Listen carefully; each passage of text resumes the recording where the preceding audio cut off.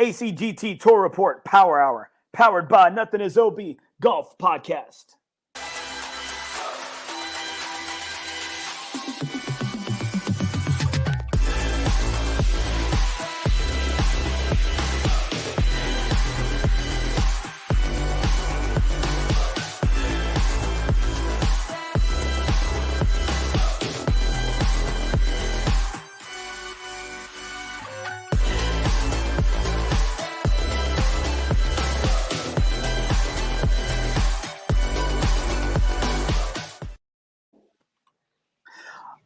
All right, guys, this is the ACGT Tour Report Power Hour episode number 9. Who would have thought we would have made it this far, guys?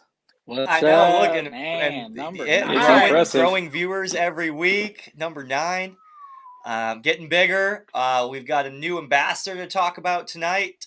We got great video content. I feel like I'm lagging a little bit now, but it's all right. We'll fight through it, and we're going to have a great show planned for you tonight. I feel like some of the best shows we've put on are the unscripted ones.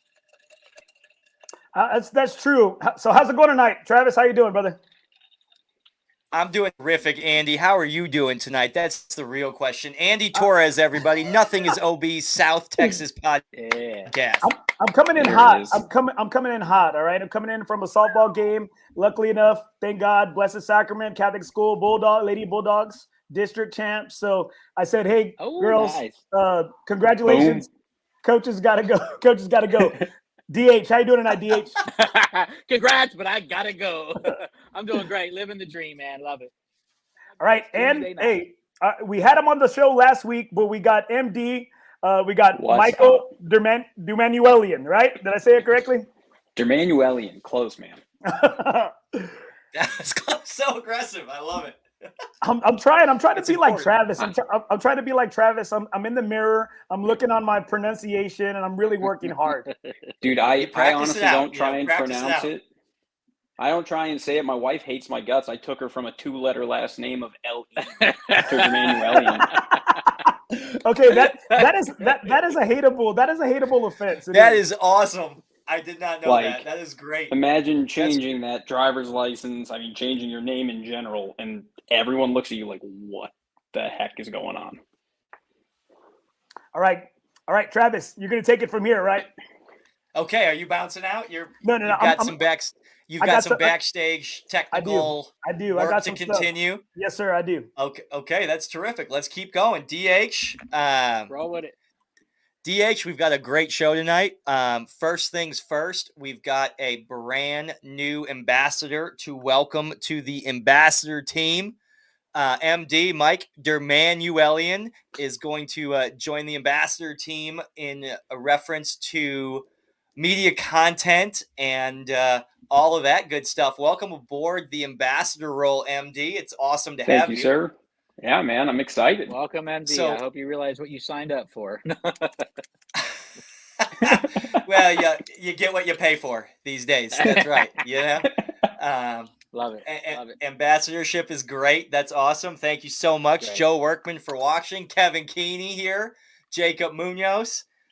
We got a good show planned tonight. And by good show, I mean the Olmos Basin Special Edition podcast here tonight on Tuesday, May the 3rd, kicking off the Power Hour. It is all Olmos Basin all the time tonight.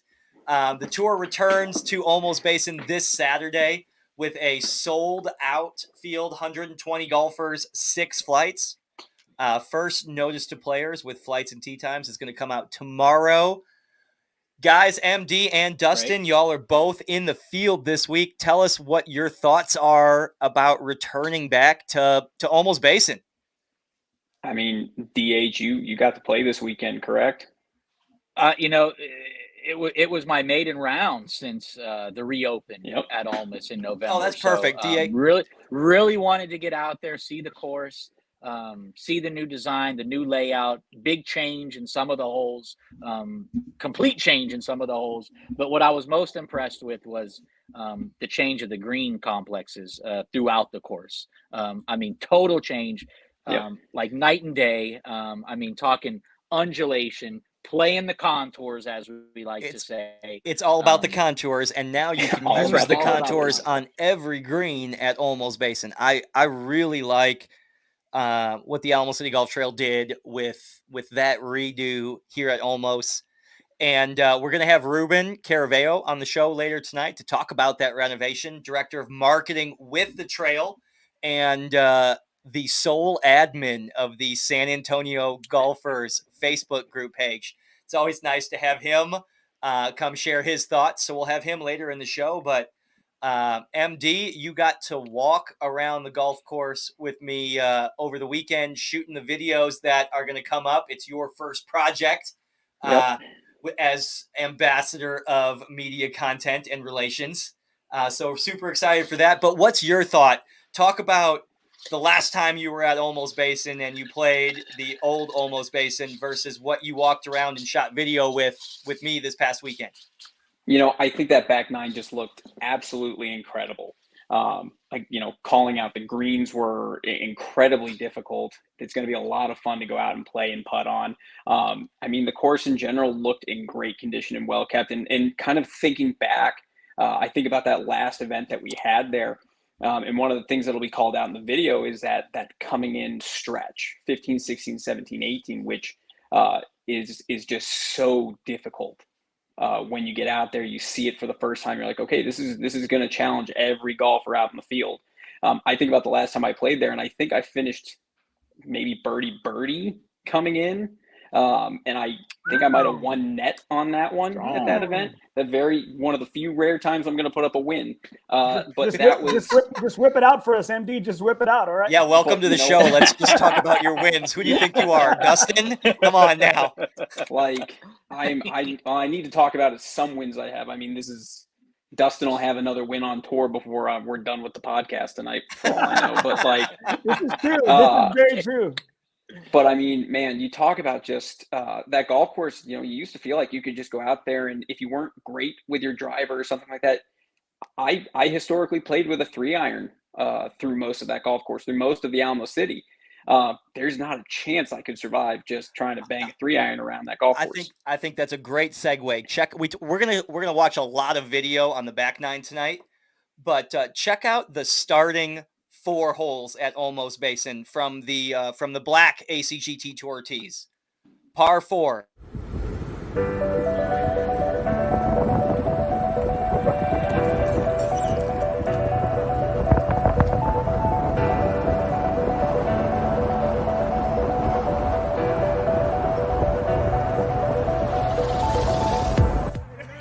Hello, Alamo City Golf Trail. Welcome to Olmos Basin.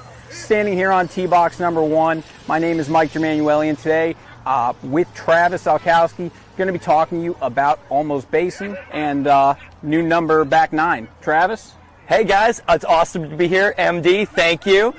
For those of you tuning in to the podcast tonight, Michael DerManuelian is our newest ambassador of media content and relations. So we are here at Olmos Basin shooting his first piece. Yep. Welcome to ambassadorship. Thank you so much. Appreciate it. We are standing here on the new number 1 tee at Olmos Basin, and we're going to spend most of our time today talking about the back 9. The back 9's where most of the changes come into play. All right. We're going to talk about number 10, number 11, 13, 14, 15, and then 17 green complex, and of course the 18th hole. Awesome. But here we are to start on the new number 1 tee box at Olmos Basin, par 4, just off the putting green. Check this out. Immediately off the putting green is this new tee marker, and it makes this hole 442 yards right out of the gate, par 4, into the south wind. What do you say, MD? You want to go ahead and get started on the back 9? Let's get to it. All right, let's rock and roll. All right, guys, standing here on tee box number 10. Travis, talk us through the hole number 10, some of the changes that we're going to see out there. Okay, guys, hole number 10 is a par 4, dogleg left. The scorecard has this as the new number 4 handicap hole and 450-yard dogleg left. The big change here is the green extended past the old green, and we added 45 to 50 yards to this hole, and it actually comes to where the old number 11 tee box. The cool part about the back 9 at Olmos Basin, just like Cedar Creek, 1 par 3, 1 par 5. Let's go up to the landing area here and check it out. Let's see. All right, Travis, standing out here about 130 yards out on hole number 10. What's it take to get out to this position? What's that leaving us, and what's it look like now? Well, this is officially a 300-yard drive. We are at 135 yards out. Gone are the days of bomb and driver on 10 and having pitch and putt. We hit a 300-yard drive, downwind, and we are left with still a demanding wedge shot to the green that you can visibly see is past the creek, bunker right, trees left, creek left. So a demanding second shot required on the 10th. All right, guys, standing out here on the 10th green. If we look around, guys, it's insane. It is bigger. It is more demanding of you when it comes to reading putts, and frankly, the view is unmatched right now. Super excited to kind of show this off. Travis, talk to us a little bit about it. Okay, so we're on 10 green, right? We're on the green. We've got to our 450-yard par 4 to start the back 9. And look at the undulation in this green. I hit a putt earlier from the back to the front, down the swale, up the swale, left to right. I hit the putt 3 times to get it close, and I still wasn't close. Yep. What's really cool about the new 10th green is not only is it pushed 50 yards back, it shares a green complex with the new 13th hole, and we'll see this more when we get over there. But the new style of the new Olmos is huge greens, lots of undulation, and these super player-friendly collection areas. And welcome back, everybody. I like that. I like that player-friendly collection area. Player-friendly collection areas. You're a true salesman, Travis. True salesman. I'll tell you what. I hit a 45, 50-foot putt on that green when we were shooting the video there. I hit the putt 3 times, and I think my best one was 8, 9, 10 feet away.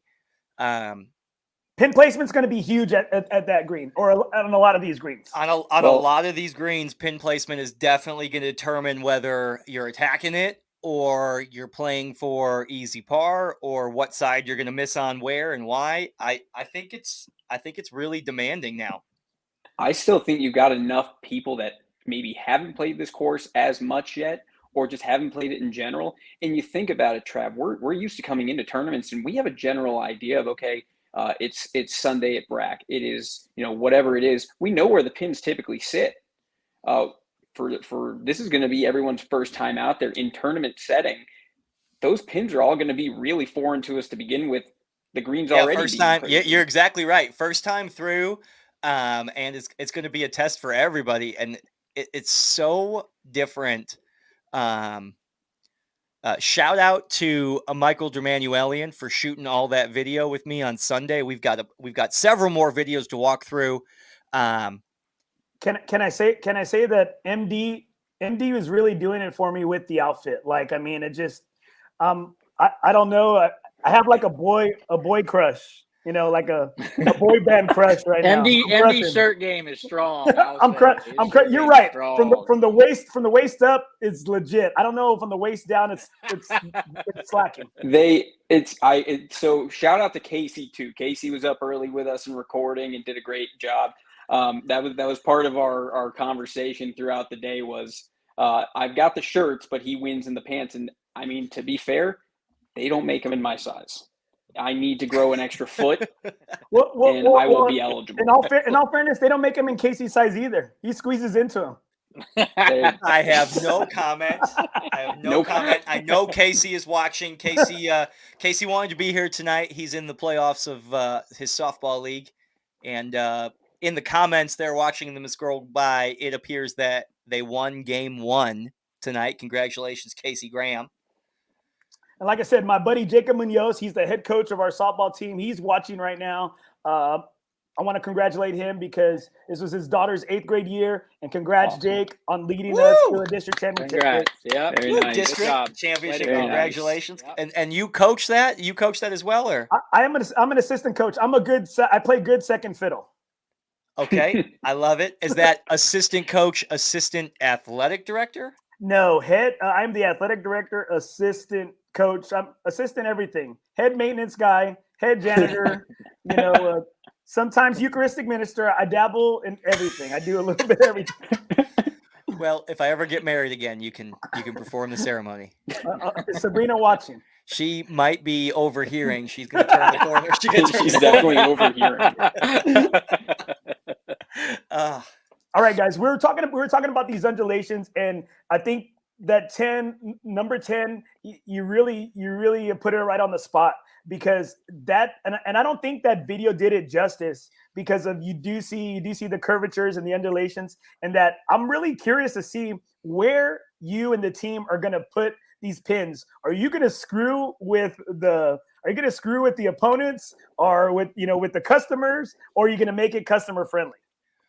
Well, I have several comments to that question, Andy. Thank you. Thank you for leading into the course setup for the triumphant return to Olmos Basin.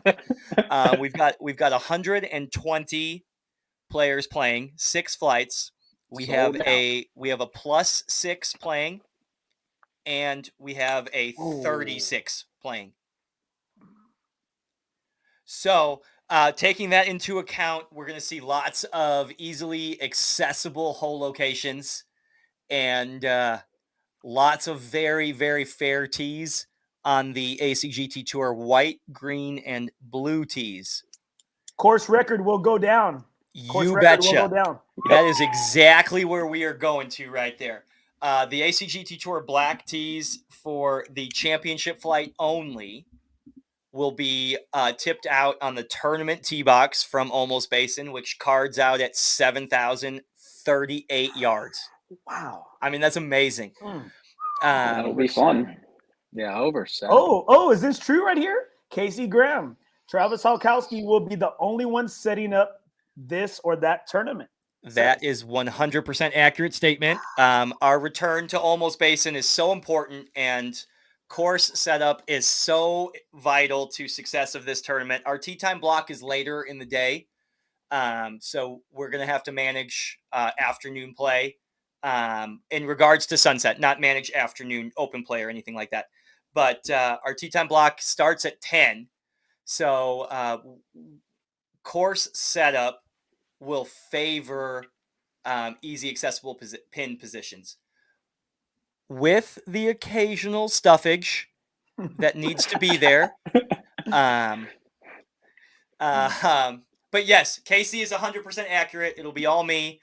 Not taking anything to chance with the return to Olmos Basin. I think it's so important.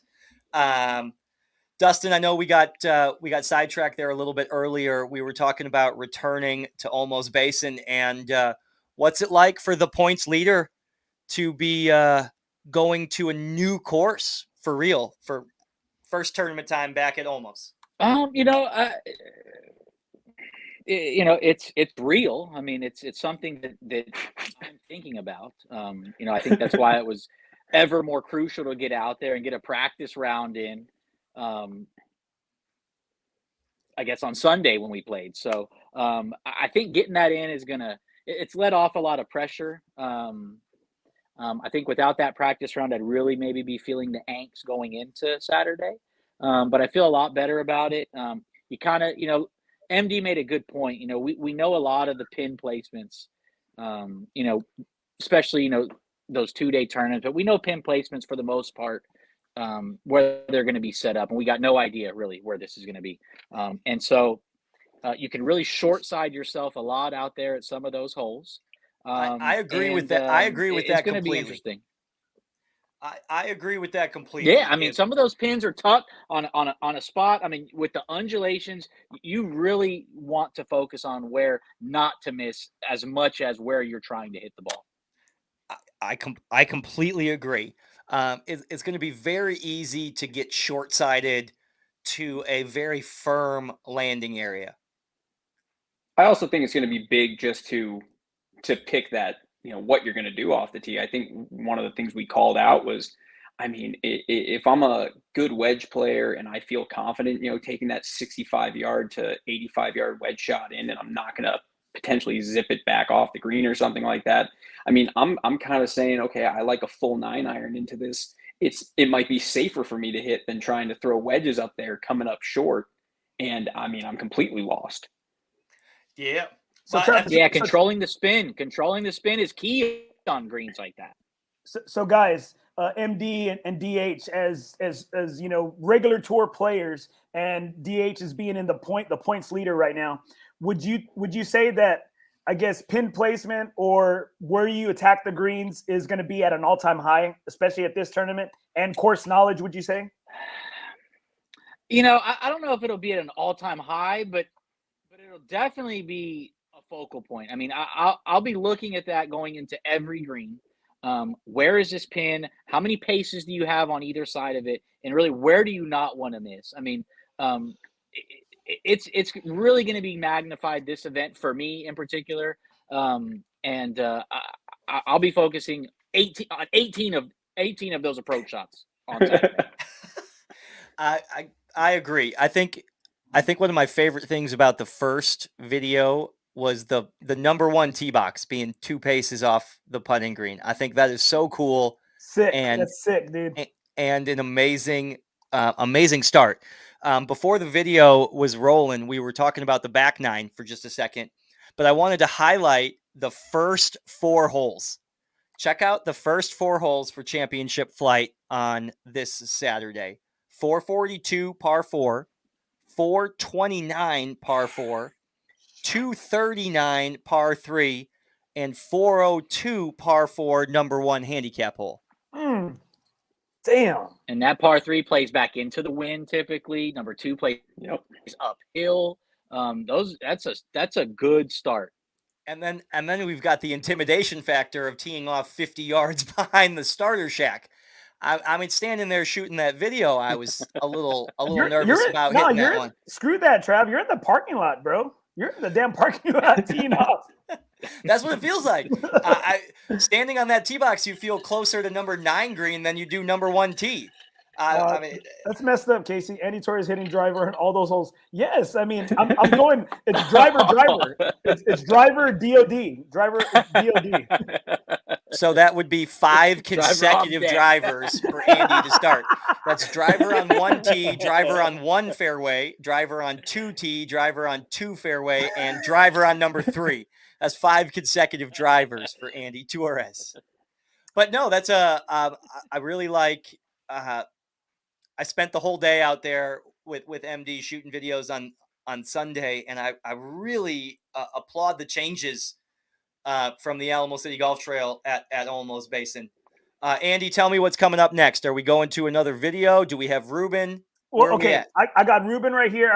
He's in the waiting room right here. But right before we get into Ruben, like I said, I got my good buddy right here. He has a good question right here. Jacob Munoz. Knowing the greens, for some of y'all that have played there, for what's y'all's thought for each approach shot? I guess you must attack right. I think really it's like, are there going to be any holes, or I guess any parts of the green that you know throughout the course that it's just you go at it? Because I think what I've seen from a lot of people is that they like to say that the greens are too hard at Olmos. And I think, it's going to take some time. Obviously, these are brand new. These are brand new babies. All right. And it's going to take some time to get, for them to be able to get some spin on, to really, play with it a little bit. Are there going to be any holes that you think it's just go time or pin seeking time? To be 100% honest here on the ACGT Tour Power I think Hour, dependent placements. You're on a Tuesday night. I think you got to pick. I think you're gonna have to pick your places. Pick your place. Pick. I think you're gonna have to be paying more attention cautiously. I think normally you can fire at pins. I mean, you're 100 yards out and you think, okay, I should be able to toss this thing in close. You may just have to just suck it up and say, I'm just going to put this into the middle of the green and leave myself 25 feet. And I'm going to make sure I take, one of those hills out of the equation, one of those giant turns out of the equation, and just make peace with it. Unless you are absolutely confident in your ability to control that shot. And again, you're going to have to be paying attention to that sheet that Travis gives you. You're going to have to know those yardages and know where they're at. I mean, there's not a lot of room for error on those greens. I love that comment that came across from Jacob Munoz right there. That's right. Scared money, make no money. That's right. Go get it. Go get it. I'm pin seeking all the time. It's fun for me to say that because I'm not playing. So officially, my experience with the new Olmos Basin is that the greens are very firm and that the first bounce is very aggressive. That's my personal experience. That's what I've seen and heard as well. Watching golf at Olmos Basin over the weekend, I think managing the first bounce on mid iron shots is going to be we'll see that person closer to the top of the leaderboard. Center of the green 2-putt, center of the green 2-putt, birdie the par 5s, and try to get away on the tough par 3s.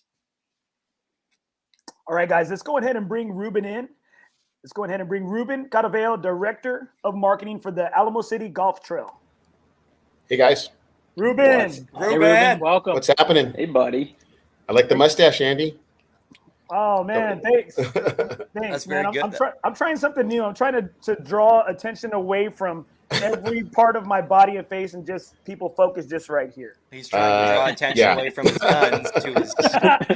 Ruben, are you still on the clock? You still got to be on the clock. You're the hardest working man at ACGT. It's nonstop. Social media doesn't stop, so here I am. Social media does not stop. That is fact, everybody. And please remember that Facebook reviews are forever. They are forever. Unfortunately, you're correct. Yes. So think about that before you're keyboard warrior. But yeah, Ruben, thank you for being with us tonight. Thanks for having me, guys.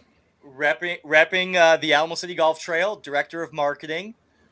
We are here talking all Olmos all the time tonight. It's the Olmos Basin special edition. I love the Olmos hat. I love the South Texas Match Play Challenge team shirt. Yes, saw it right away. Boom. Thank you so much. He's coming off of a win, so he's feeling like really good right now. He's really loving my lucky shirt now. He's really loving his job and he's loving the tour and the trail immensely. Well, let's talk about the renovation. Right. It opened this past November, and you were in every part of it from the marketing perspective to the logo to the new scorecards to raking leaves and laying sod. Yeah. I actually got to drive some rollers on the fairways and on the greens too, so it was pretty cool. It was a great experience. So being that hands-on, walk us through it. Walk us through the grand opening and where the trail, how the trail feels Olmos is doing right now. Well, if you remember, when we started Olmos, we redid number 2 because that was like the worst green on the course. A little too close to the trees, got a lot of shade, not a lot of air, and we used. I'm coming up with short on this guy's name. But the architect that worked on Olmos, Jeff Bloom. Jeff Bloom, yeah. There you go. Jeff Bloom, he redesigned number 2, and it was kind of a test. So it has the better Billy bunker system and all the drainage that you see throughout the course now on number 2. So that was a test bed.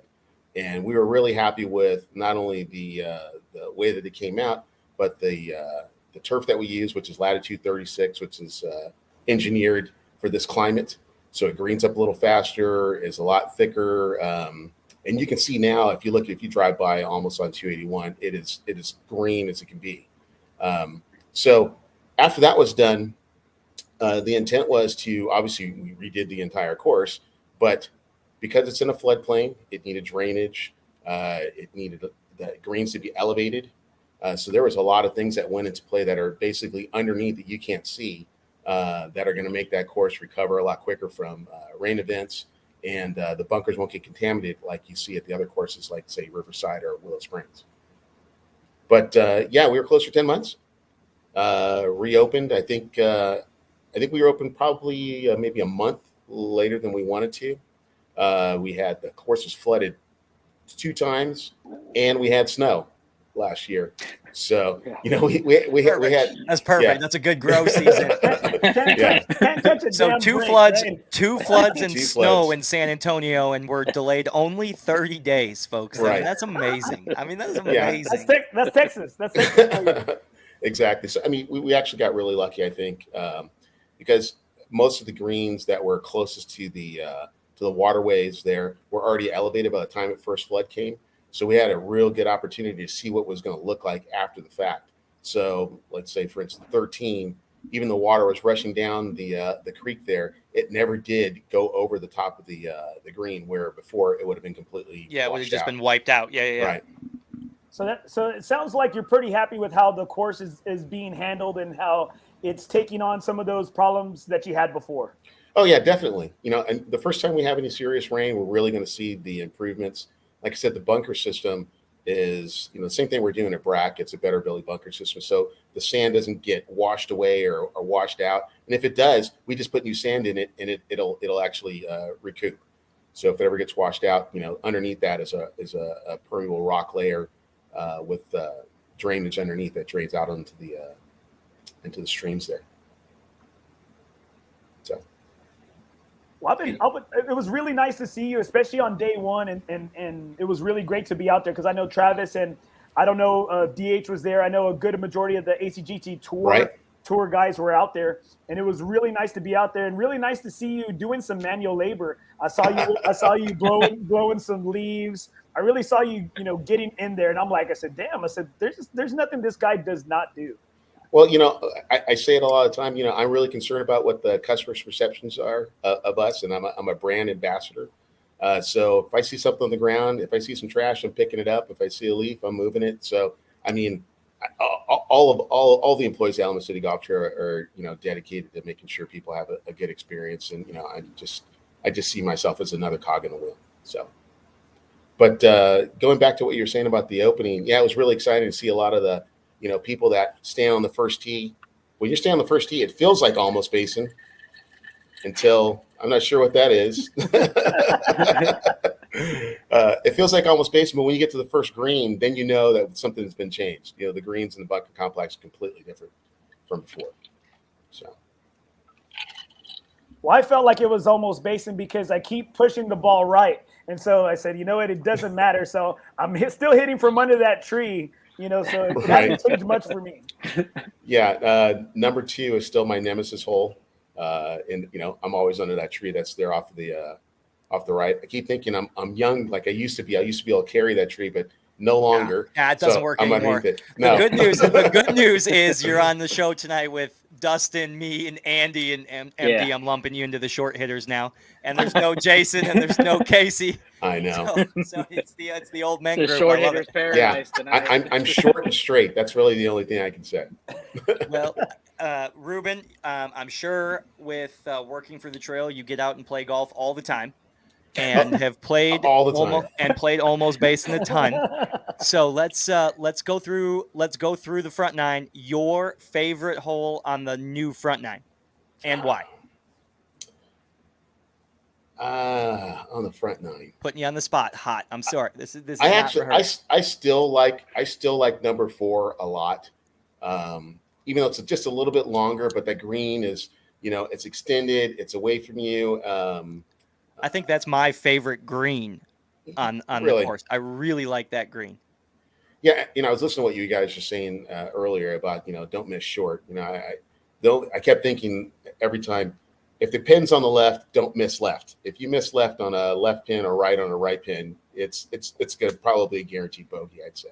Yeah, short-sided up and downs. Ruben's favorite hole on the front 9 is hole number 4. I love it. I love it. I think the placements of those bunkers, those fairway bunkers on 4. Yeah. I mean, I was in that left one on Sunday, and I mean, it's a small little thing, but somehow I found it.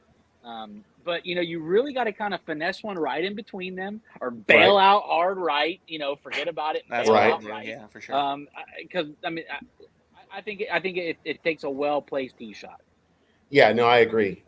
You know, the people who cut the ball or slice the ball still end up on 5 tee box. That's a consistent one. And now with the white tees being on the other side primarily on the other side of the creek there, there's probably a lot of people yelling 4 out there if they try and aim down the middle and cut one over the trees. But just getting really back to even that pin placement, I was thinking, one of the goals that they had was to make the course as long as they could possibly make it, given the geographic constraints we have there. So that's why it's 7,000 yards from the tips, but it's much shorter than it used to be from the other tee boxes. Yes, that's a great point, Ruben. There's an extra set of tees at Olmos Basin. So there's a tournament set of tees that are rated, which is unique to the trail. It's the only course. So, fun fact, every tee box at Olmos Basin, the blues, the whites, the golds, and the reds, the course rating and slope actually got easier. The only one that got more difficult is the tournament tee, the back tee box. Right. Ruben, how much time do you got with us tonight? Can you stay and watch the next 4-minute video? We can talk about hole 11, 12, 13, and then we'll come back to your favorite hole on the back nine? Sure. Okay, Rockstar, that good with you, Andy? Yes, sir. Going into clip number 2. Woo! Roll it. All right, guys, here on the 11th tee box, this is where we're going to see some really big changes very early into your back nine. Travis, talk to us a little bit about it. Okay, the 11th hole is the first real big change at Olmos Basin. This hole moved from a par 5 to a par 4. Number 10 green is where the old tee boxes were. Yep. 11 was shortened. We're on the back tee. This is the new 12th handicap hole, 375 yards. All right, everyone, standing out here in the middle of the fairway on hole number 11. We're standing about at a drive, puts you about 230 yards, and as you can see, if you want to get in this position, you're going to be fighting to get over some trees. Otherwise, you're going to have to commit to a shaped shot. Travis, talk to us a little bit about that next shot coming in. So a really good view here of our 2 ways to play the 11th hole, which is the first real big change, right? 230 yards gets you to where we are right now, kind of around the tree. And you can see here where the carry was, 260 to 285, gets you over, leaves you slightly less into this massively undulated, slightly raised green guarded by these 4 new beautiful bunkers. All right, guys, standing out here in the middle of the fairway on hole number 13. Travis just hit a stock driver about 250 yards out to the middle of the fairway, about 140 yards in. Travis, talk to us about some of the changes to this green and what we can expect coming in now. So 13 here at Olmos Basin is one of my favorite holes. I love layup-driven par 4s. Yep. I like that. In this case, the layup is stock driver for me, so it's not really a layup, but we're at about 240 to 250 yards off the back tee, which leaves us about 140 yards into this new green that got pushed back and left, has 2 brand new bunkers, and shares a collection area with the 10th green that we saw earlier. One of my favorite changes is this green complex with 10. So, this is your first time seeing the course. Yes, it is. What are your impressions of these amazing new green complexes? I'll tell you right now, if you are not comfortable standing over your putter, you better figure out how to get comfortable real quick. I mean, check this out. I am 4 feet above the false front here on the left. I mean, the undulation of all these new green complexes, the collection area with hole number 10 green to this hole's right, number 10's right. I mean, it's so cool to hear your impressions. I think picking your landing zones and picking your spots on these greens is going to be at a level we haven't had to experience on tour yet. I think it's going to be super exciting, super challenging. I love it. And I'm so excited that the Alamo City Golf Trail Tour Champ Flight is going to set the new course record at Olmos Basin with these awesome course conditions. Course conditions are really good here on the putting surfaces. Yep, they are going to earn that spot on the mantle there. All right, guys, here on the tee box of 14, really one of the second biggest changes that you're going to notice out on the back nine. Converted from a very long and sometimes arduous par 3, we're now looking at a potentially drivable par 4. Travis, talk us through it. 315 yards from the tee box that we're on right here, the championship tee on the new 14th. You're right, this is the second big change, moving this from a par 3 back to a ultra fun, risk-reward par 4, really. There's kind of a speed slot on the right side down there, about 75 yards short, that curves you around those trees towards the green. We'll show you this new green up here. I love this complex, but this is a place on the back nine where if you need a stroke, you can get one here on the new 14th. All right, let's go walk, see if we can find it.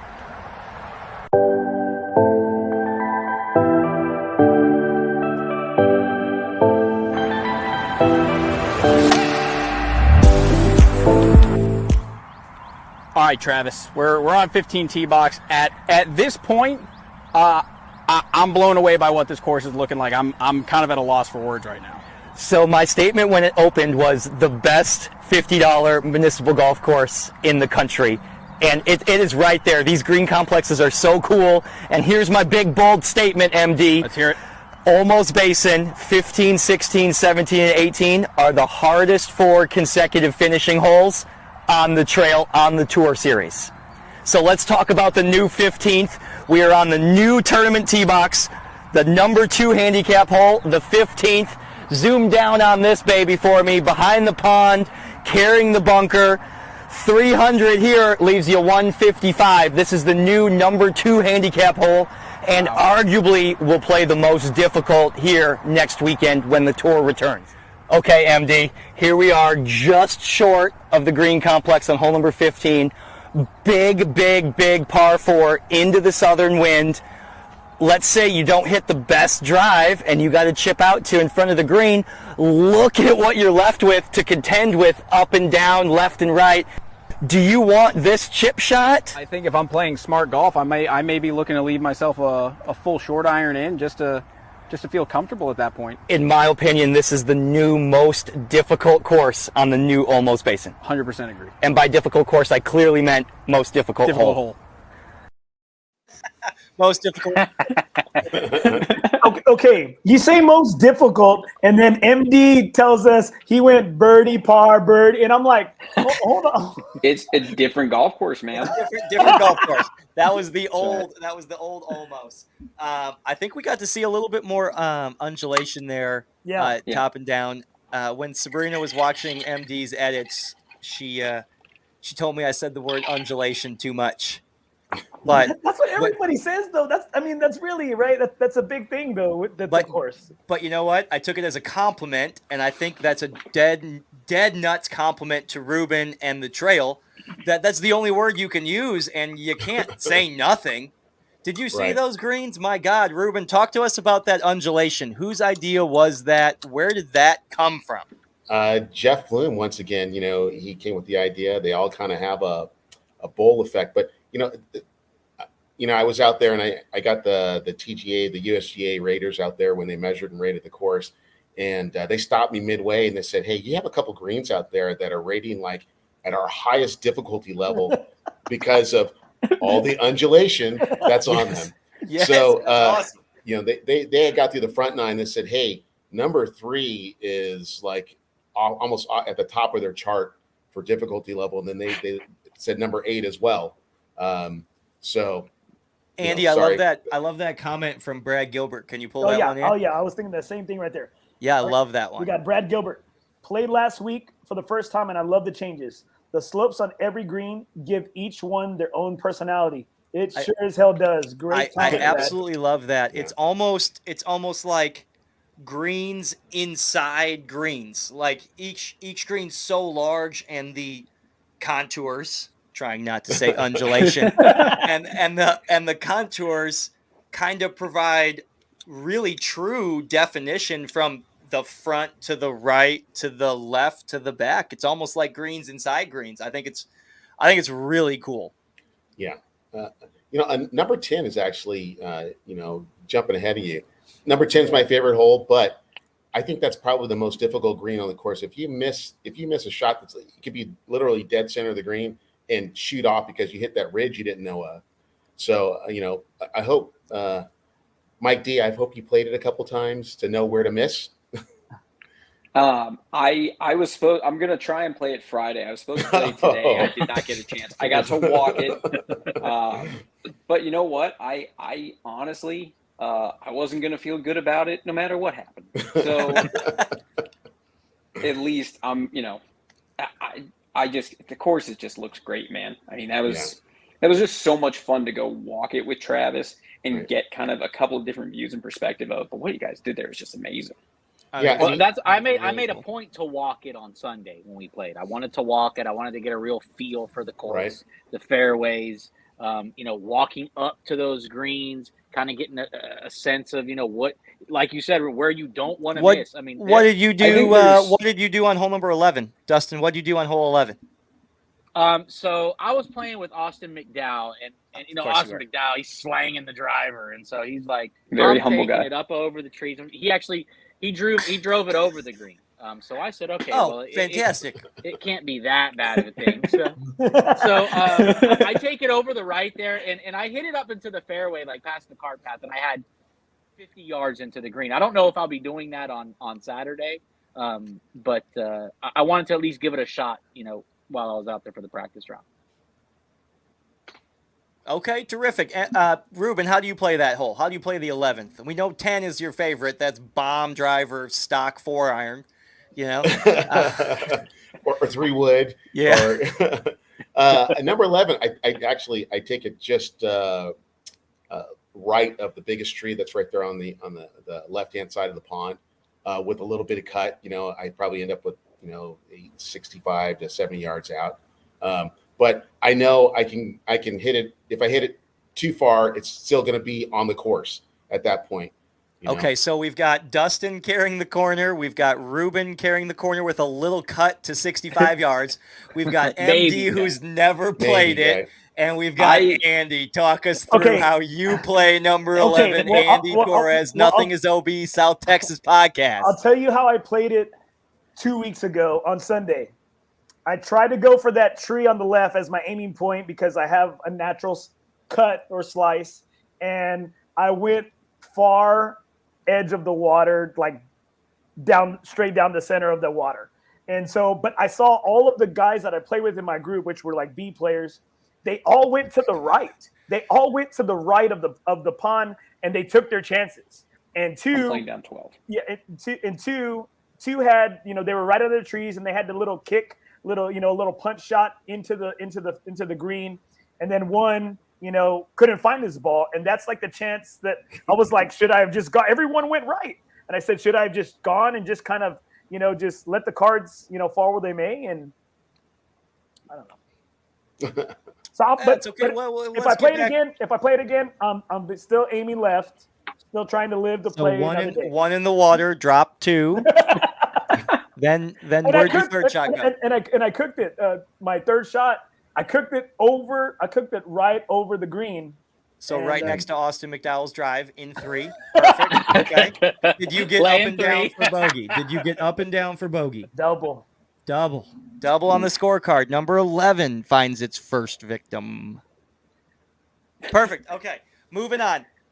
Ruben Caraveo, Director of Marketing for the Alamo City Golf Trail, joining us tonight on the ACGT Tour Power Hour, brought to you by NothingisOB, South Texas podcast, and your boy, Andy Torres. Everybody tune into his show on Thursday nights. You can find the link on the tour page. Andy, what you got coming up this Thursday? Well, this Thursday we're gonna be talking some more about. We have some really good veteran programs out there. We got PGA Hope, and we got the Hero Golf Tour. We're gonna be doing a rundown, and really we're gonna be reviewing with some veterans that are having. And one of my good buddies, he said one thing about being a veteran and coming. These golf programs have helped them come back into the civilian life, and so I really want to continue to capitalize on that. And we're gonna talk a little bit about the UTSA women's team going to the regionals. And hopefully I'm hoping to hear back from Summer Batista, the head women's golf coach for UTSA, and Coach K from the UTSA men's program, who lost a heartbreaker in the Atlantic in the American Conference Finals. They lost 3-2 in the match play in the championship on a heartbreaker. And Coach K, great friend of the podcast, doing some great things with a great public university here in San Antonio. And he's always been a great friend of the podcast, great supporter of the ACGT Tour Series, great supporter of San Antonio golf. Well, that's awesome. Tune into his show, everybody. You can find the link through the ACGT Tour Facebook post. We are talking Olmos Basin the whole night. This is the Olmos Basin special edition. The Alamo City Golf Trail Tour returns to Olmos Basin this Saturday, May the 7th. Stroke play, double points. Our main man, Ambassador Dustin Hassan, #1 in the point standings going into it. Tell us what you're thinking about, buddy. #1 in the point standings, the only man in the field with a target on his back. Yeah, 2 events left. I mean, it's kind of been on a run since San Pedro, and even really before that. I wasn't really too far out of it, but since San Pedro, picking up that win, kind of been on a run. Didn't get the win the last event, but we picked up a second net. Aiken and I did. So, I'm going to try to go out there, just take it one shot at a time. Just the cliche, one shot at a time. What happens, happens. And, it's been working for me all season, and I'm going to try to, play the same game.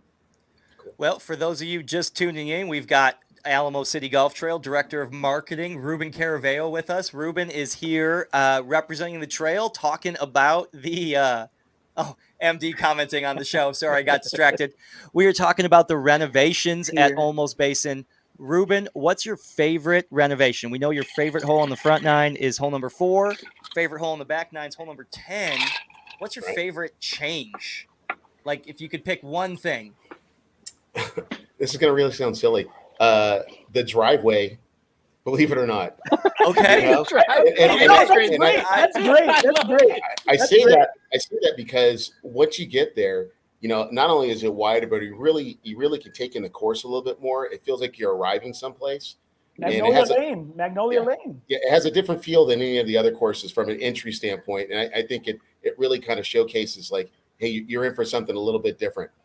And you know what? That is such a golf operator comment, right? It's such a golf course operator comment because nobody else says the parking lot or the new white paint on the curb or the resurfacing of the parking area with the parking stall lines. The pavilion's amazing. The pavilion looked awesome. I love the pavilion.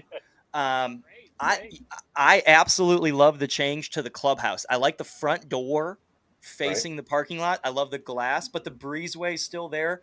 The tour is going to do its scoring on that patio up top with the scoreboards on the glass. So we'll be up top overlooking the 18th green. I think that's going to be really cool. Amazing.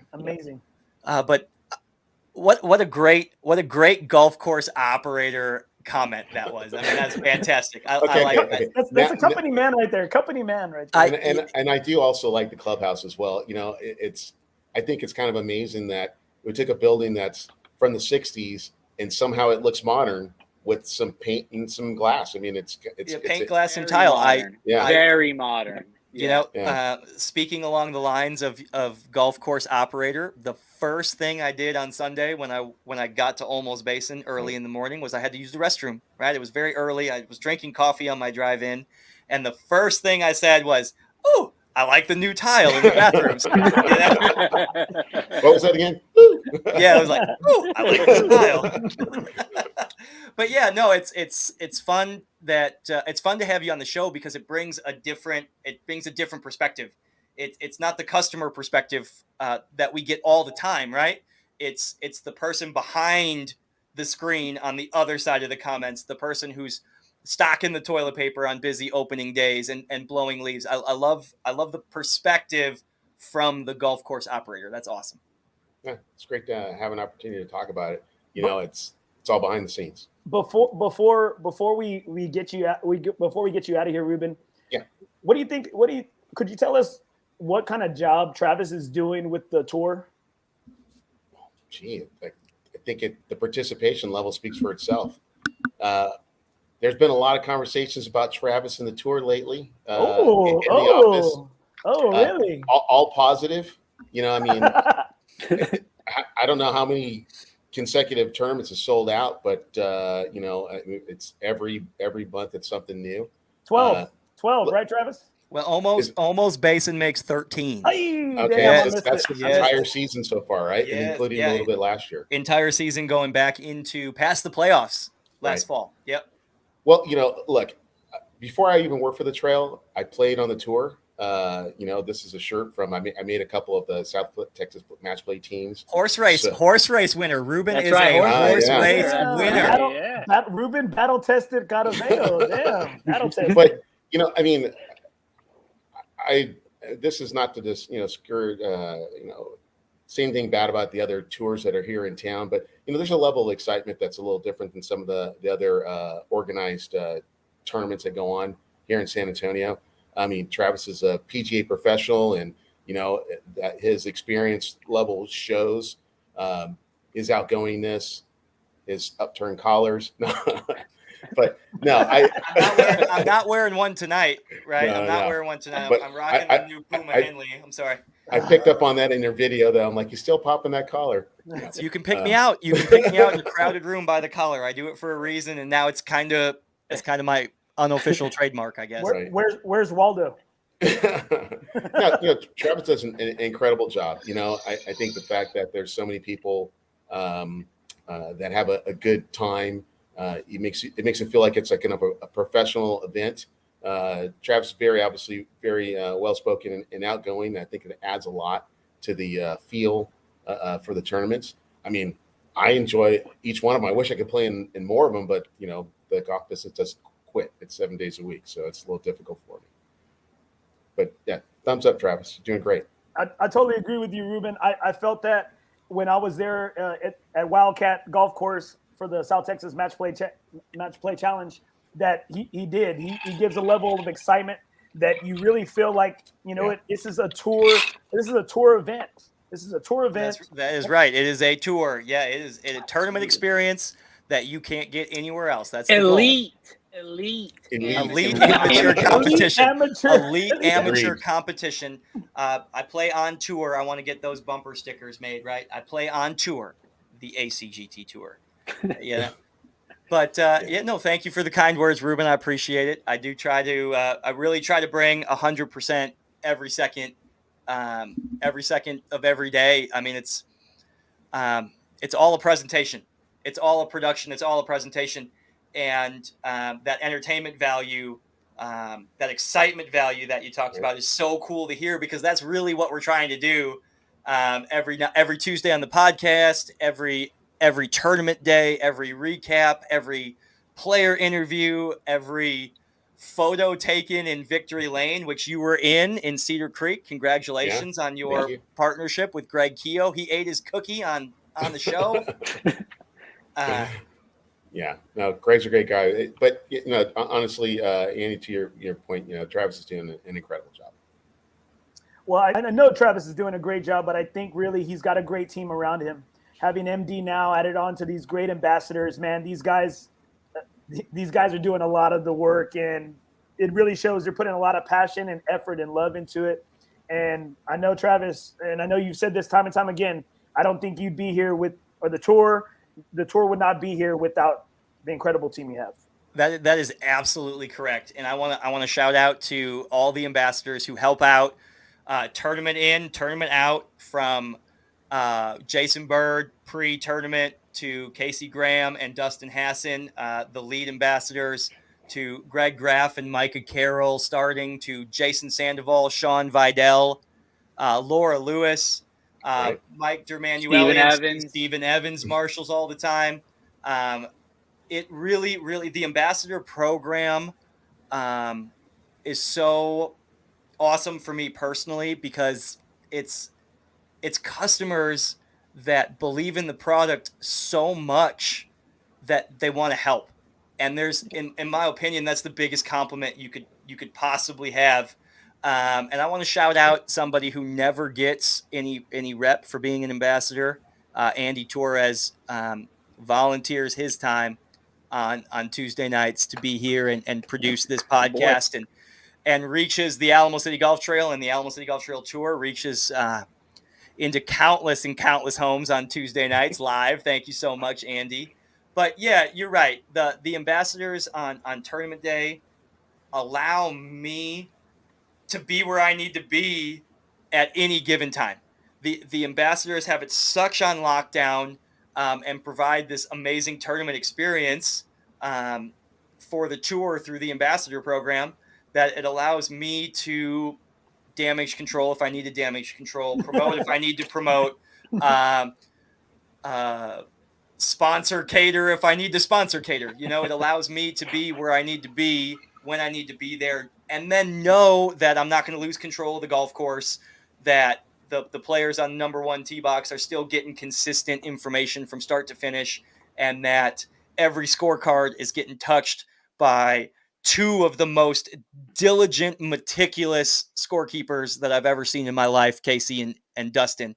I know beyond a shadow of a doubt that from the first tee through, oh man, is that the first? I'm speechless. Joe Workman has stumped me. Amazing. I love that. I love that. Another bumper sticker that Travis is going to. That's a shirt. That is right up there with third flight. Great. Travis, I do want to call out real quick. Joe Workman. Oh, man, someone needs to be writing this down. I do have a shirt currently being produced that says third flight great on it. That is going to be the MD and Joe Workman team shirt. Oh. I love it. That's great. Limited edition. Well, Travis, to piggyback on your point, Travis, it allows you to do certain things like valet someone's vehicle and take somebody their tacos. I have done all of the above. I have waitered, I have valeted, I have bartended, I have score kept, I have golf geniused. Listen, whatever it takes to elevate the tournament experience, myself and the team of ambassadors is going to do whatever we can, whether it's educating you on how to properly drop a golf ball and take relief from a cart path, or helping you total your score at the end, even though you did the math completely wrong and you don't have to do the math. That's why they're there. You know, everything that we possibly can do to elevate the tournament experience, that's our role, is to bring elite amateur competition to the municipal golf courses in San Antonio and really make it available and accessible to everybody and equitable to everybody, from championship flight to 4th, 5th, and 6th flight. Same point distribution, same prize fund, equity across the flights. Well, guys, as we let Ruben get off, we've had him here for a good amount of time. Ruben, I just want to let you know you've done a great job with your transparency on San Antonio golfers. Always, giving a great explanation. Always being there, never backing down. Always taking the blows, taking the punches. And I appreciate what you do for the city, man, because you, like Travis, like these ambassadors, you always want to make sure to give that great experience to the customer, to the golfer, and you and Andrew and your team are doing some great things for the city of San Antonio, man. I don't know where we'd be without what the trail does for the city, for the game of golf in San Antonio. And I appreciate you saying that, Andy. I just to talk specifically about the San Antonio Golfers Group, it's there to promote golf. It's not there for us to promote our courses. I mean, obviously, we take a beating because we're, I guess, kind of the big kids on the block. It's very easy for us. We get a lot of play, and I understand that. But it's there to promote golf, and we know that it's all ships will rise with the tide. So if we get more golfers in, whether it's playing here or any of the other courses in the area, from Olympia Hills to Golf Club of Texas to Canyon Springs, and the list goes on. It's good for us. And not everybody wants to play the same course every time. Luckily, we're lucky to have and fortunate that we have 8 facilities to choose from. But and that's 8 times the golfers, and that's 8 times the comments on the Facebook page. Exactly. I try not to take it personal, and really, I just want everybody to understand. Look, my goal is truly to protect the brand. So if I say something that I may or may not agree with, sometimes I may feel, I want to get defensive, but ultimately, I just want you guys to know that a lot of people are working really hard to make golf the best it can be here in San Antonio. And, we're working 7 days a week for a game. Every weekend, every holiday, every midnight, every day till midnight at San Pedro. Yeah. every shout day out to at that entire 5:30. team. Every day at 5:30 on the maintenance crew at every golf course, busting their hump Right. to bring you the best quality facility that they can. And Ruben, I second Andy's comment. Your political correctness and your calming ability to just Ability to de-escalate. de-escalate. The de-escalation De-escalation is factor. just, it's so calming. You know, it's like, I'm getting aggressive, and then Ruben just makes it all chill out and better. Well, it's hard. I mean, to be honest with you, people get heated, you know, and I get that. You know, it's a game of passion. So, you know, I'm not the enemy. I know some people may think I'm the devil, but you know, I have left a lot of highly critical posts and threads about us, about me specifically, out there. You know, I mean, I'm not really here to hide anything. I'm upfront and honest of who I work for and who I am. I know every time you do, and I applaud that. That's amazing. I'll tell you one thing, for those that know me best, and for those that know me very little, I wear my emotions on my sleeve every second of every day. There is no possible way that I could do what you do on that Facebook page. I would be mind blown every day. I'd be shutting off Facebook and oh my goodness. Could you imagine those conversations with me? I think you'd guy. really only have that job for the one day there, Travis. Well, one thing I saw in there too is that one and done. One thing I saw in there too was that I see a lot of the golf management from other courses that really stick together and really understand the struggle. So I really give kudos to the other courses. Like, y'all are in this really together, and that's one thing that I've really seen, and I love that support. You know, I truly love that support. And the same thing goes, you know, for my podcast. I was like, you know what? I was like, we can bash each other, or we can bash, you know, the game of golf here in town, or we can lift it up. It's like, it's one or the other. Yeah, no, I appreciate that. You know, and you know, I think a lot of times the people that are backing us, are, you know, like Bola, you at the Golf Club of Texas. You know, he totally realizes the position that we're in, and it comes hard to fits a lot of times. You know, it's easy to pick on us, and I totally get that. You know, we do get a lot of play, and it's like, you know, like I said, Travis, we get a lot of eyes are on us, but just as many eyes are watching us. You know, we're at the courses every day. You know, I work at Brack, so I see the greens every day, so I know exactly what kind of comments are going to be coming in well ahead of time. I'm there every single day, and that includes some weekends and holidays and so forth. But the entire team is there to, you know, provide the best product we can for the best possible prices. So, you know, those two key there, best possible prices. Right. I mean, as low as what, 9-hole walking weekday, as low as what, 12, 13, 14, 12, 15? 13 bucks. Yeah. Well, $12 to walk 9 holes on the trail. Wow. On a weeknight evening. And $54 without an ACGT membership to play the newly renovated Olmos Basin golf course. The best $50 municipal golf course. without an ACGT membership. Yeah, and it only goes lower from there. 46 with it. Like, get the hell out of here. Shoot. And I saw maybe a couple tee boxes at Olmos Basin that had the ryegrass smoked out, but I thought the course condition at Olmos Basin was great. Andy, you played there a week ago. Dude. Dustin, you played there this week. Let's talk about course condition at Olmos. Amazing, amazing, top notch. I'm telling you, I'm on a committee for this. I'm on a committee for Putting for Pops, a great tournament that benefits a family, a male figure that's been stricken by cancer. And we had our tournament at Brack last year, and many of the members, you know, everyone's talking about Olmos. You know, and so, you know, it's just in great shape. It's new. It's amazing. There's a great energy over there too. Great staff. Amazing. DH is gone.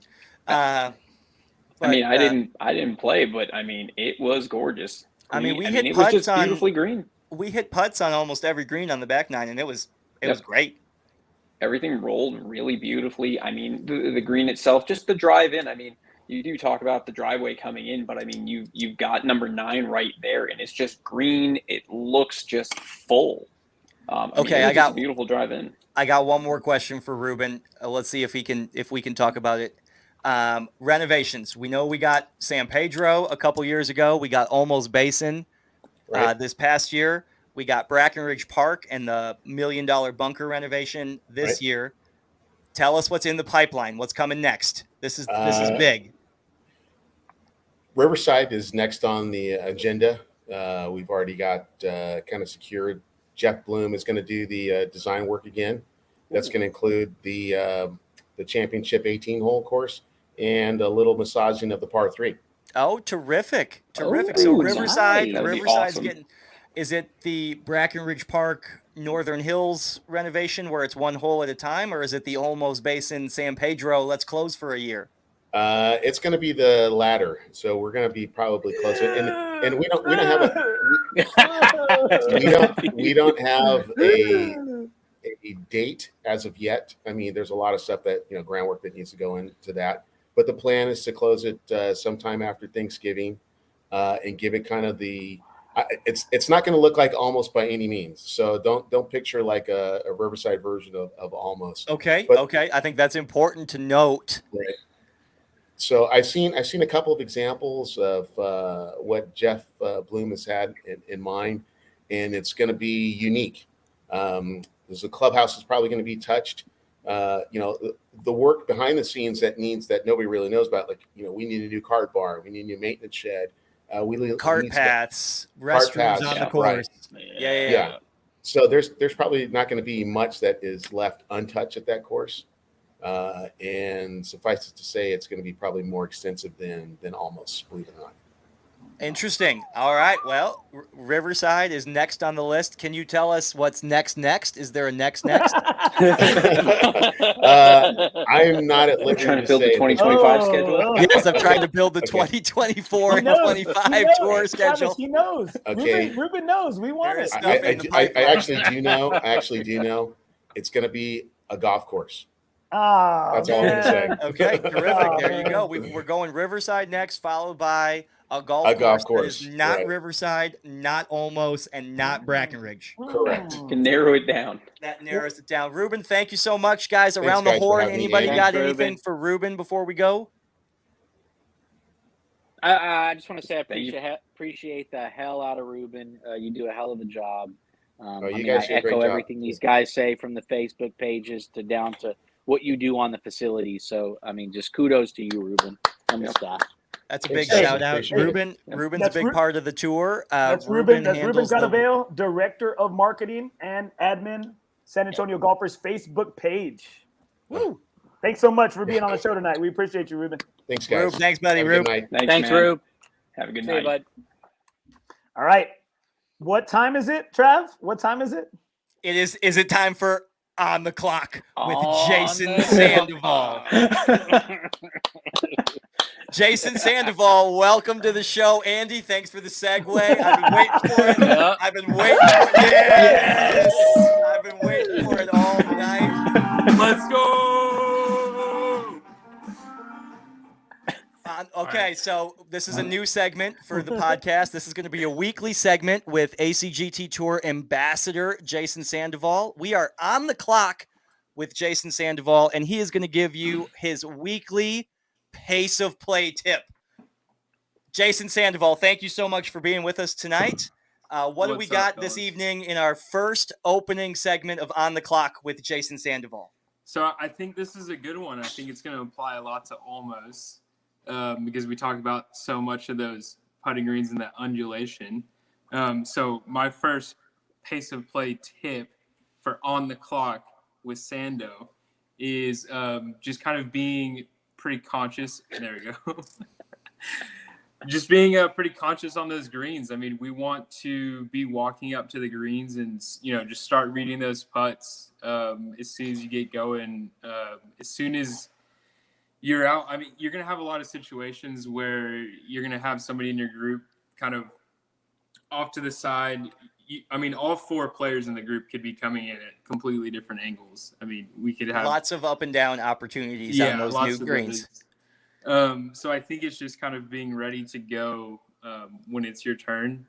I know what I do is, if a guy I'm playing with is like 20 feet away on the opposite side, and he's going first, and it's clear that I'm next, I will literally like put my ball down to have been marked and back away from it, so that when they go, we're just standing behind it for a second or two, and then kind of just starting the putting routine. So getting ready before it's your turn. Yes, like to be completely ready when it's your turn. Get ready before it's your turn. I think we're gonna have. I think everyone's gonna experience probably a 3-putt in their round at there at Olmos. So I think like consciousness on that putting green and just kind of being aware is going to be extremely important for pace of play as we play on Saturday. I love the tip. Be aware. Yeah. Movement. I was talking about this with Sando before he came on. Movement away from the ball. There's a good term for Coach Andy. Move when it's not your turn. Read your putt before it's your turn to play. So when it's your turn to play, you can play. Yeah. Like we want to be waiting. I think Travis says you want to wait 1 second and then go. That's his Sando, I love that tip. I can't tell you how irritating it is sometimes to play with someone and they're literally standing around and until it's their turn and then they start walking around the greens and reading putts. Be ready to play.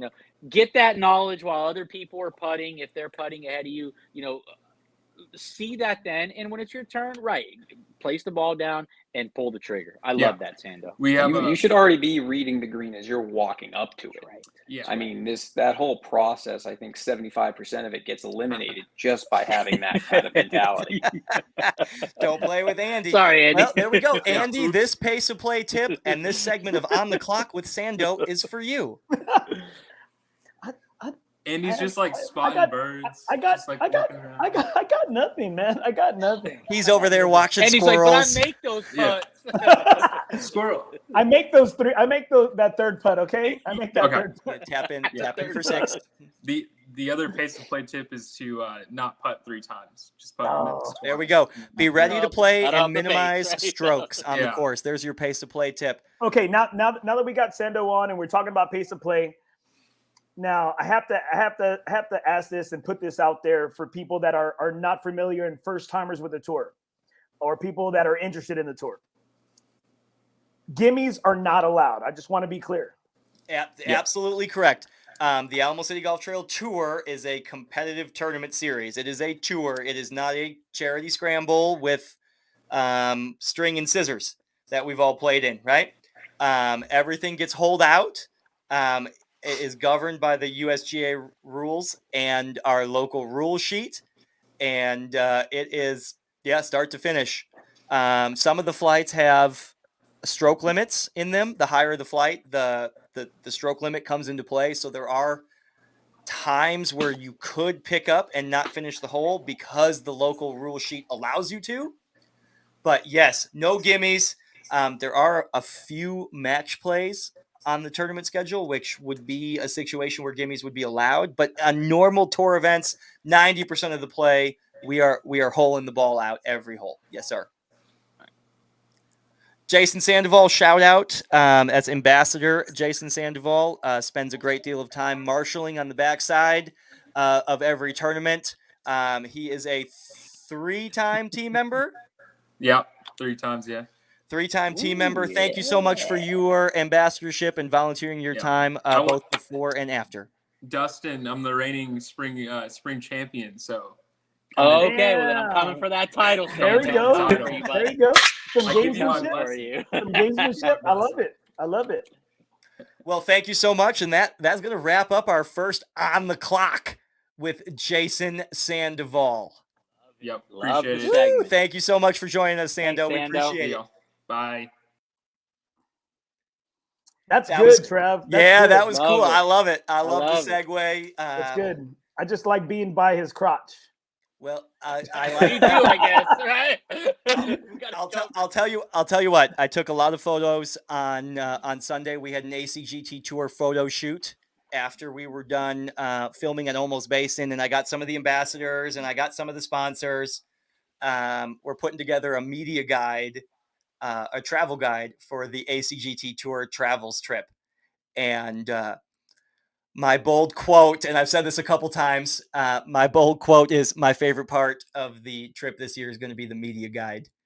It's pretty cool. It looks good. Dustin has seen a sneak peek of it. I'm pretty excited about it. It looks great. Of course, I'm kidding completely. ACGT Tour Travels is coming up in 28 days. Very excited. The week after the Masters.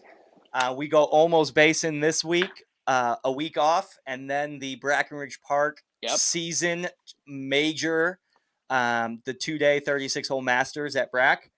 Wraps up the spring season, and we can put the half of May the 10th 21st, year in the May books. 22nd. Yeah, open for registration, acgttour.golf. Andy, do we got one more video that we can roll through? We do. And let's see these closing holes at Olmos Basin. Yeah. Let's go. All right, Travis. Hole 16 fairway. We're about 240 yards into our drive at this point. Tell us about what we're looking at coming in. So this is the second of the 4 highlighted finishing holes we were talking about. This is about a 240 to 250 yard drive to this big, really friendly landing area over here before the creek. Key not to go into the creek, of course. Of course. This leaves you about 100 to 110 yard shot to a green that's guarded by 3 new reef bunkers on the left side.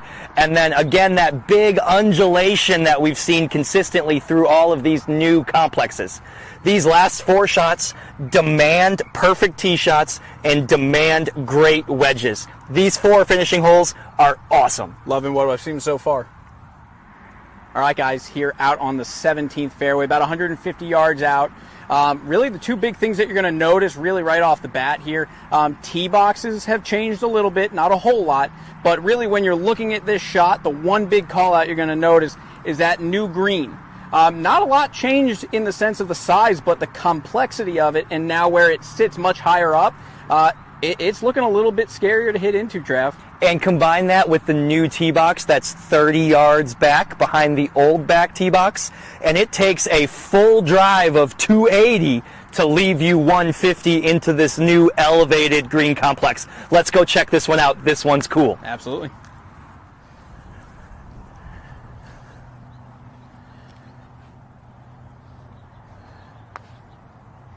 Wait. All right, Trav, standing here on 17 green, obviously a lot of changes here. It's going to be tough to roll some putts out here. Another one of those difficult par 4s where you're trying to finish strong and it's full mid-iron into this elevated green that's undulated up and down roller coaster. Super excited for these finishing stretches. 17 green complex is one of my favorites, right up there with the 13th and the 10th. Love those. The changes at Olmos Basin are on point. Let's go to the only par 5 on the back 9, the 18th finishing hole. Let's check it out.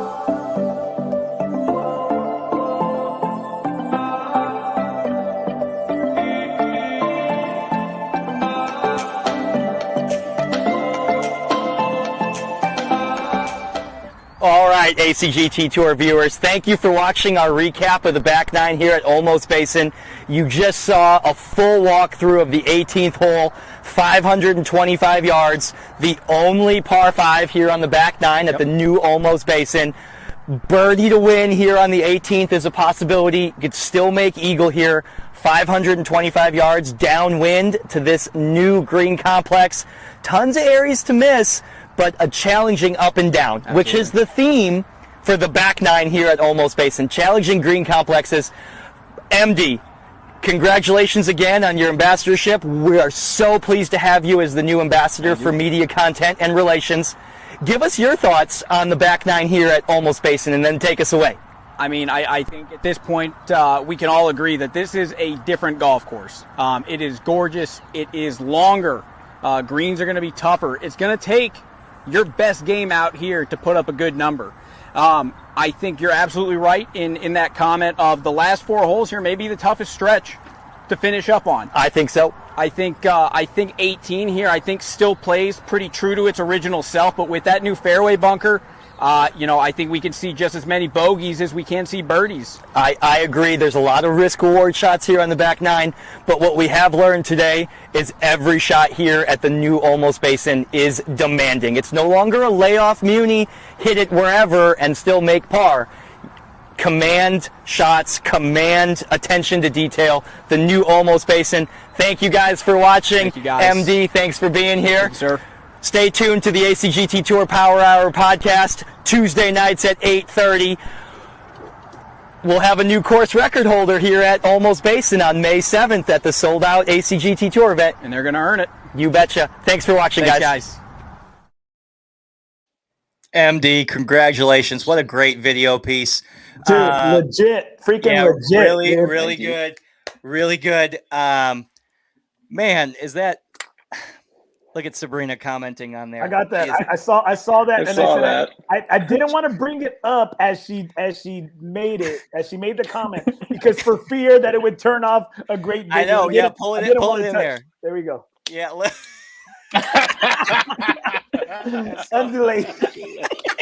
Man, I wish we would have kept count. I think I'm gonna go back and watch it. Well, let's do that. Let's give away a tour hat. Let's give away a tour hat. Okay. MD is going to post the full 14-minute video on the Facebook page following this podcast.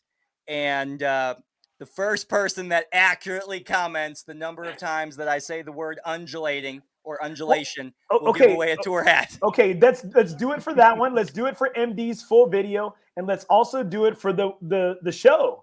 We've said it a good amount of times. Yeah. Joe Workman's already jumping on it. Yes, the show plus the video, or the video plus the show. Both, like one hat for the hat for the video and one hat for the show. Okay, 2 hats. We are giving away 2 hats next week. But they have to comment. They have to comment. You must comment before the show concludes. You have to. Oh wow. Okay. All right. I was gonna give you time to go back and watch the video. Well, hey, I mean. Listen, it's all the watches. I want you to go back and watch the video again and again and again. Yes. The first one to have the correct number. How about that? I agree on both ways. First one to have the correct number. But I'll tell you what, I'm in my study, I'm in my TV room, and she is standing outside the glass door typing on her phone. I see it. A keyboard cowboy. I see her. Exactly. Keyboard cowboy. Ruben would be doing great there. But I can see it pop up, and I look over at her. She's like, oh, my goodness. Well, what else do we got? We've been on for an hour and a half. We've seen all the videos. Olmos Basin coming up May the 7th this week. Sold out. 6 flights, 120 golfers. Double points event, stroke play, 2 to go on the spring season. www.acgttour.golf to register for the final event that's scrolling across. You can find the point standings, the handicap database, the frequently asked questions page. Everything's moving around. So much going on. Andy, final thoughts tonight. I thought it was a great freaking show. I love having Ruben and Sando on. Great insight, like you stated, Travis, was having the course operator's point of view, and I love how Ruben said that.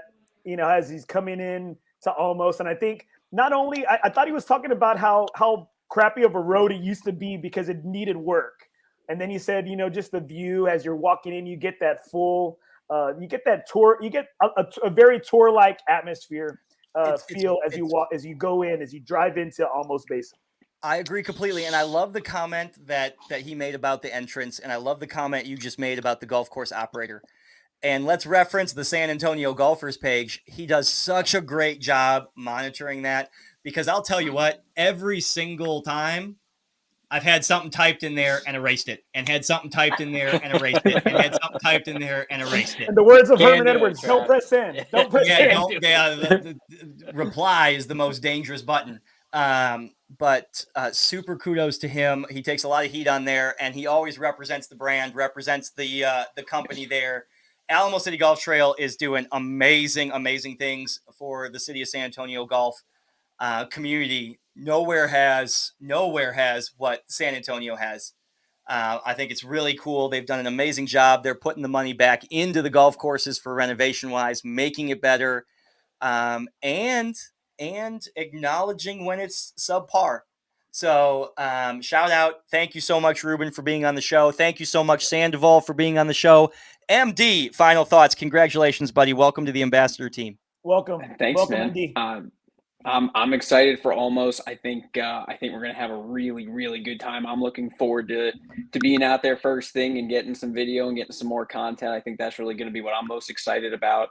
Kind of going forward is getting more involved and excited to highlight more players, doing more interviews, bringing everyone some more content and getting everyone involved is going to be a lot of fun. But for Saturday, Olmos Basin, looking forward to seeing who's going to put up that low score and hold that new tournament record. I think someone commented out there what was going to be the guess for low score. I'm saying 67 is going to be our winner.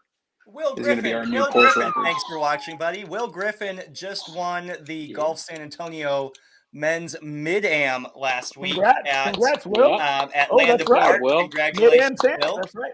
Mid-am And he is in the field this coming weekend at Olmos Basin, looking to set that course record. A little birdie told me that Stephen Evans ripped off a 65 this past Sunday at Olmos Basin. So I think mid upper 60s is where I think it's going to be. Now there's playing golf and there's tournament golf. I say it all the time. So Saturday next week is not Sunday this past week. So I'm going to go 66 is what I'm going to go with. I'm going to set the line at 66 and a half. DH, what do you think, DH? Yeah, I like 68 as the number. I think that there are some birdies out there, but I think from those back tees, you're going to be a little cautious. I know Travis said there's going to be some favorable pin locations, but there's going to be some tough ones out there. You know that. So I think I'm going to say 68, and I'm going to feel confident about that number. MD number. What do you got? Champ Flight course record. I'm going to say 67. I like what they've done with Olmos. I think one of the big things they talk about on the PGA Tour is constantly about the equipment and the ball and making golf courses harder. I'm glad that Alamo City Golf Tour stepped up and said, we're not going to give in to these long ball hitters. You're going to earn it out. I love it. I love it. Yeah. I think that's great. So I went 66. MD goes 67. Dustin goes 68. And if we're playing prices right, Andy's going to take $1. Man, I guess I have to go. That was my best joke. I have to go 65. I have to. I gotta. Wow. Think, I have to go 65. Perfect. That's perfect. I have to. Well, there you have it, guys. Another show in the books. Thank you to everybody for watching. Thank you, ambassadors. Thank you, Andy Torres. Nothing is OB Golf. Thank you, sir. South Texas Golf Podcast. Thursday nights, tune into his show. You can find the link on the ACGT Tour Facebook page. Thanks to everybody who commented. We are giving away 2 hats next week on the show for the Facebook commenter that guesses correctly the number of times that we have used the word undulation in the show and the number of times I use the word undulation in the video that MD is going to post on the Facebook page immediately following this. So Travis, we're giving away 2 just to clarify, what was the word again? The word was undulation. Look at this undulation. And you have to put your hands up. You have to be like, there we go. Thumbs up, 2 thumbs up from Sando. The number's going up. That's what he's saying. Undulation. There's no other way to describe Olmos Basin. They should call it Undulation Basin. Hey guys, on the real guys. That's a great T-shirt. On the real It's guys. a great T-shirt. I'm looking forward to I'm really looking forward to playing in this event in Olmos. I'm really excited now. Like I was excited before, and now like it's added a lot of hype. If Ruben is still watching, Ruben, you can use that Undulation Basin. That is a great T-shirt that needs to be for sale in that pro shop. Undulation Basin. In 2 weeks, that hat's on a pro shop.